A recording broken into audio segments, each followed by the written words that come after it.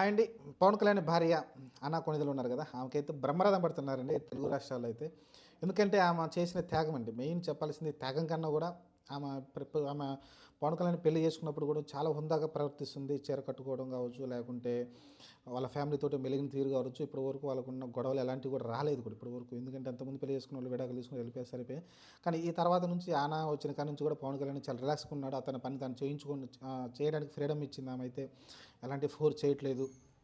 తన పిల్లలని బాగా చూసుకుంటుంది. టేక్ కేర్‌గా ఉంటుంది.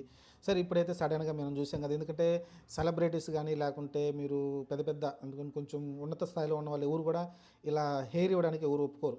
తిరుమల దేవస్థానానికి వెళ్తారు గానీ, డొనేషన్ కోట్ల రూపాయలు ఇస్తారు గానీ, తలనీలాలు ఇవ్వడానికి చాలామంది ఒప్పుకోరు. ఎందుకంటే ఎక్కువ ఇవ్వరు కూడా. ఎందుకంటే తెలిసిందే కదా! ఆడవాళ్ళకి జుట్టే అందం కాబట్టి అంత తొందరగా ఇవ్వరు ఎవరు కూడా. కానీ తన కొడుకు కోసమైతే ఆమె అయితే అది ఇవ్వడం చూసాం మనమైతే. అలానే ఆమె ఒక క్రిస్టియను అదొకటి అందరూ గుర్తుపెట్టుకోవాల్సి ఉంటుంది. అలానే చీర కట్టుకుంది, హుందాగా అక్కడికెళ్ళింది. అక్కడ తలనీలాలు అర్పించే తర్వాత దాదాపు ఆమె స్వయంగా ఏదైతే అన్నదాన సత్రాలు ఉన్నాయి కదా!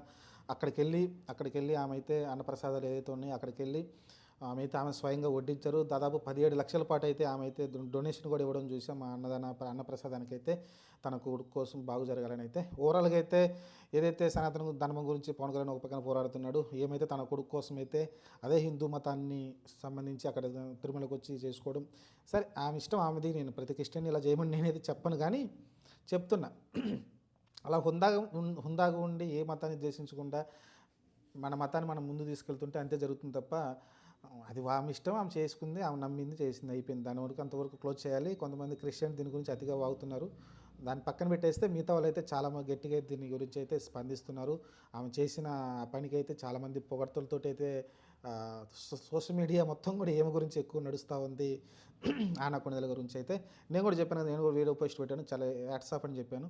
ఖచ్చితంగా చాలా గ్రేట్‌నెస్ అంత ఉండటం, ఆమె హంబుల్‌గా ఉండటం, అంత హంబుల్‌గా ఆడికొచ్చి అంత చేయడం అంటే మామూలు విషయం కాదండి. తలనీలాలు అర్పించడం అంటే ఒక స్టేటస్ ఉన్న వాళ్ళ వ్యక్తులు, ఆడవాళ్ళు ఎవ్వరు అసలుకి ఇచ్చే ఛాన్సే లేదు. ఇంకేదో తప్పనిసరి అయితే తప్ప. ఇక్కడ కూడా తప్పనిసరి పరిస్థితి వచ్చిందనుకోవచ్చు ఒక రకంగా అంటే అనుకోవచ్చు. అయినప్పటికీ ఎవ్వరు కూడా కొంతమంది అలాంటి తప్పనిసరి వచ్చినా కూడా కొంతమంది ఎవ్వరు నేను చూశాను.